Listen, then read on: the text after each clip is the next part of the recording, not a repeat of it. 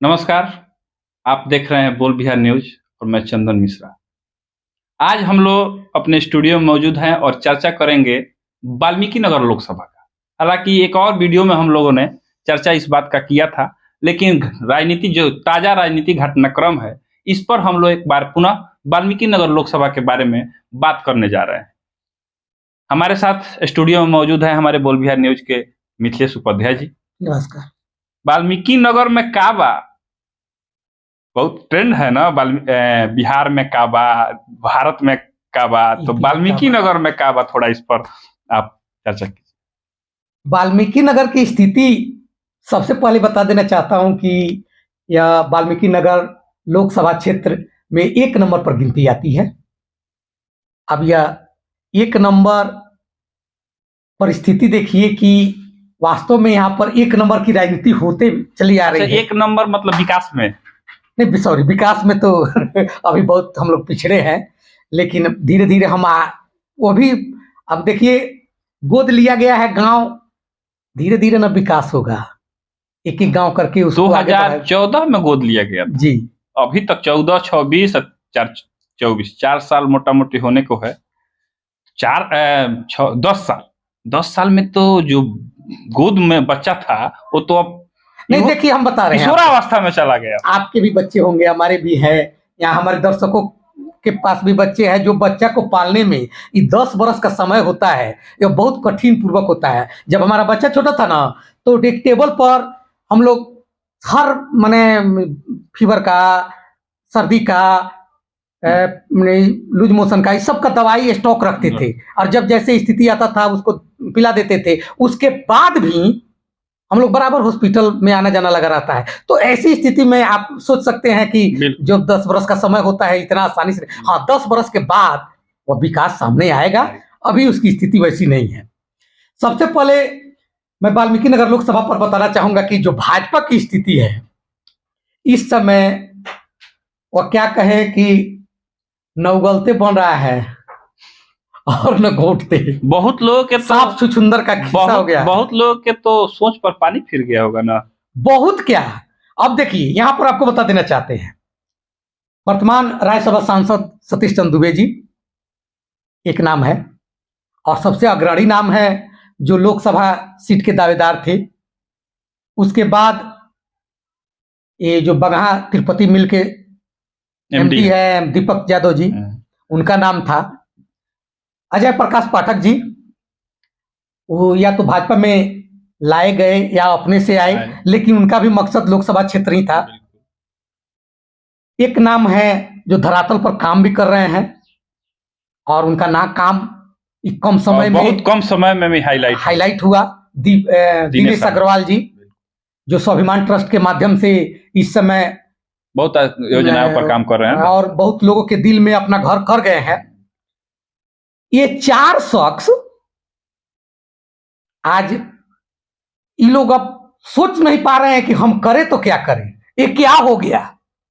देखते देखते हम तो देखे जो भाजपा का वहां पे सांसद विधायक एमएलसी लोग का जो मीटिंग हुआ था सरकार बनाने से पहले, उसमें एक अपने ही जिला का नाम नहीं खुलासा करेंगे, लेकिन अपने ही जिला के एक नेताजी बैठे थे और आगे से 1-2 पंक्ति पीछे बैठे थे। हमने जूम करके उनका चेहरा देखा, मायूस दिख रहे थे, मुंह सूखा हुआ लग रहा था। हमने सोचा कि बस जेडीयू से गठबंधन हुई है और इनके चेहरे पे उदासी छाई है। अभी चर्चाओं का बाजार गर्म है कि ये लोग मान लीजिए कि पर्दे के पीछे आपस में चर्चा भी कर रहे हैं लोग कि हम क्या करें। आपको बता देना चाहता हूं कि इन चारों शख्स में से अगर बात हटा दिया जाए तो कुछ निर्दलीय चुनाव भी लड़ेंगे, और इसके ठीक विपरीत भाजपा के ठीक विपरीत जेडीयू में तो बल्ले बल्ले हो गई है। अब तो हमको मिल जाएगा तो हमको मिल जाएगा, प्रयास करेंगे। खुशी की बात हुई है, उसको भी कहीं से मिला होगा आश्वासन हर कैंडिडेट को, और लग रहा है कि कंफर्म सीट है। तो इसके लिए सारी शक्ति, चाहे वो रिंकू सिंह हो, भीषम सहनी हो, या सुनील कुमार हो, या कोई और भी दावेदार हो सकते हैं जदयू के आने वाले हो, ये लोग सारी शक्ति लगाएंगे कि यह सीट हमें चाहिए तो चाहिए, टिकट चाहिए तो चाहिए, और यह टिकट का मतलब होगा कि जीत सुनिश्चित। हालांकि भाजपा के दावेदार लोग तो अभी दावा कर रहे हैं कि ये सीट भाजपा की ही रहेगी। अब तो ये देखिए, लेकिन उस समय भी दावा हो रहा था 2019 में, लेकिन भाजपा इस सीट अपना सीट जीता हुआ सीट हम आपको छोड़ी थी। बता रहे हैं कि पिछले वीडियो में आप एक चर्चा किए थे कि हो सकता है कि एक सीट भाजपा छोड़ दे और एक सीट जदयू छोड़ दे। तो ये तो पहले भी जदयू भी छोड़ रही है और भाजपा भी छोड़ रही है, तो फिर नया लेने की तो सवाल ही पैदा नहीं हो रहा है। हाँ, ये हो सकता है कि जदयू और भाजपा दोनों अपना फील्ड बना रही हो और यह सीट कहीं लोजपा के खाते में न चले जा सकती है। दोनों भाई कहेगा तो अब हमारा नहीं है, आपका नहीं, दे दीजिए लोजपा को। न खेले न खेले, लोजपा से भी दावेदार मजबूत हैं। हालांकि लोजपा से भी दावेदार यहाँ मजबूत हैं जी। बिहार लोजपा के जो बिहार प्रदेश अध्यक्ष राजू तिवारी जी हैं, पूर्व में विधायक भी रह चुके हैं गोविंदगंज विधानसभा के, वो भी दावेदारी में है। भीतर भीतर खुलासा तो नहीं किए हैं, लेकिन भीतर से उनका भी इंटरनल है कि अगर लोजपा कोई सीट चला जाए और हम यहाँ से दावेदार हुए, अगर लोजपा कोई सीट जाती है तो 100% उनका दावेदारी मजबूत है, उनको टिकटें मिल सकती है। अब ये चर्चा तो अलग की बात है, पहले ये चर्चा हम करेंगे कि भाजपा में अगर बिहार में जदयू का गठबंधन हुआ है और यह नई सरकार बनी है, तो सबसे ज्यादा अगर क्षति कहीं हुई है तो अब वाल्मीकि नगर लोकसभा क्षेत्र में। चूंकि वाल्मीकि नगर लोकसभा क्षेत्र में 4 के 4 कैंडिडेट अपनी एड़ी चोटी का जोर लगाए थे यह टिकट कंफर्म कराने के लिए और जनता के दिल में जगह बनाने के लिए, और लगभग चारों के चारों अपने मकसद में कुछ हद तक कामयाब हो चुके थे। अब था यही इंतजार कि टिकट किनको मिलेगा, लेकिन ऐसी स्थिति में भाजपा ने सभी के दिल पर पानी फेर दिया है। अब आते हैं हम इस वाल्मीकि नगर लोकसभा क्षेत्र के एक और पहलू पर। यह तो हुआ एनडीए की बात, अब इंडी गठबंधन की बात हम करते हैं। तो यह सीट राजद को जाएगी या कांग्रेस को जाएगी? कांग्रेस को जाएगी ये सीट। कैसे? उसने 2 प्रत्याशी देकर के और बहुत अच्छा मत हासिल करके अपने उपस्थिति दर्ज करके साबित कर दी है कि ये सीट हमें चाहिए तो चाहिए। मामूली वोट से हारे थे, कांग्रेस के टिकट पर लड़े थे परवेश मिश्रा जी, पत्रकारिता से ही आते हैं, और बहुत बहुत अच्छी टक्कर दिए थे सुनील कुमार को। लेकिन अब तो कैंडिडेट देखिए, कांग्रेस की सबसे बड़ी यह गलती रही है शुरू से ही कि वह हर चुनाव में अपना कैंडिडेट बदल देती। अब की नहीं बदलेगी, अब की नहीं बदलेगी। उसका कारण है, शाश्वत जी 2019 में लड़े थे, उस समय उनका जो अंतर था ठीक है बहुत अच्छा वोट लाए थे, लेकिन हारने का अंतर बहुत ज्यादा था, तो उनको बैक कर दी। लेकिन परवेश मिश्रा जो उपचुनाव हुआ 20 में, उसमें परवेश मिश्रा जी कड़ी टक्कर दिए और मात्र 20-25 हजार वोट से हारे। लोकसभा में 20-25 हजार वोट से हारना बहुत बहुत अच्छा होता है। तो ये पॉजिटिव भी तो हम ले सकते हैं इस बात को कि अगर मान लीजिए शाश्वत केदार का टिकट काट के हम परवेश मिश्रा को टिकट दिए तो हम बहुत कम अंतर में आए, और हम फिर परवेश मिश्रा का टिकट काट के फिर नया कैंडिडेट दे रहे हैं तो हम जीत जाएंगे। नहीं नहीं नहीं नहीं, कोई जरूरी है सब कोई परवेश मिश्रा हो जाएगा? कम भी जा सकता है। परवेश मिश्रा का पकड़ था कहीं ना कहीं, तभी उतना मत उन्होंने हासिल किया। हालांकि इस सब के अलग कांग्रेस को आरजेडी चाहती है कि बेतिया सीट दे दे, और बेतिया सीट से ही कांग्रेस लड़े, यहां से हम लड़े। लेकिन एक चीज बताइए, आरजेडी का मजबूत दावेदार अभी कोई यहां दिखाई दे रहा है वाल्मीकि नगर में? कोई नहीं, यहाँ तो कोई नहीं है। लेकिन कांग्रेस का 2 कैंडिडेट, एक नाम आता है, 3 कैंडिडेट, जाके राजद के जिला अध्यक्ष है बगहा के सुमंत कुमार। कौन जानता है? आरजेडी के लोग और राजनीति में जो सक्रिय लोग हैं किसी भी पार्टी से हो, उनको छोड़ करके आम जनता में कौन लोग, बस आदिवासी वर्ग के जो और थारू बाहुल्य क्षेत्र के हैं, तो उसी हिसाब से भाजपा आरजेडी ये सीट नहीं ले। हालांकि उसका बेतिया में दावेदार हैं, वर्तमान में राघव शरण पांडे जी भी दावेदारी कर रहे हैं बेतिया से। और वहां से उनके और जो जिला अध्यक्ष रहे हैं, एक मुस्लिम लीडर है, नाम पता याद नहीं आ रहा है, वो भी दावेदारी है उनका अच्छा बेतिया में है, लेकिन यहीं वाल्मीकि नगर में नहीं है, क्योंकि वाल्मीकि नगर में आरजेडी को लड़े कुछ जमाना भी हो गया, कैंडिडेट यहाँ नहीं है, तो वो सीट कांग्रेस को ही जाएगी, वो दे देगी। और कांग्रेस ये देखी है कि बहुत मामूली वोट से हम हारे हैं, तो परवेश मिश्रा पर ही पुनः दाव लगाया जाए। अब एक चीज और आपको खुलासा करेंगे हम अपने दर्शकों से भी कि भाजपा की बात चल रही थी और भाजपा में एक ही जगह ठोकर नहीं लगी है, दिल पर अनेक चोट लगे है, दिल जार जार हो गया है, और उसी दिल पे चोट करने वाले और जार जार होने वालों में है एक शख्स और, राजेश सिंह, जो पूर्व मंत्री रहे हैं। और यह भाजपा जो जदयू से गठबंधन की है, इसमें सबसे अधिक अगर किसी का नुकसान हुआ है तो वह है पूर्व मंत्री राजेश सिंह जी। इसको आप किस नजर से देख रहे हैं? अब तो दिक्कत हो गया उनके लिए। हालांकि रिंकू सिंह जी जेडीयू की तरफ से दावेदारी कर रहे हैं, अगर पार्टी उनको टिकट दे देती है लोकसभा की, हाँ, तब तो वहां कैंडिडेट दूसरा आएगा,